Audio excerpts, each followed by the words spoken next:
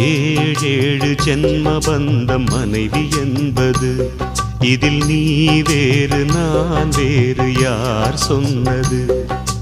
கல்யாணமே ஒரு தெய்வீகமே, சம்சாரமே அதன் சந்தோஷமே, ஒரு வான் நிலவும் பிரிந்து வாழுமா? ஏழேழு ஜென்ம பந்தம் மனைவி என்பது, இதில் நீ வேறு நான் வேறு யார் சொன்னது?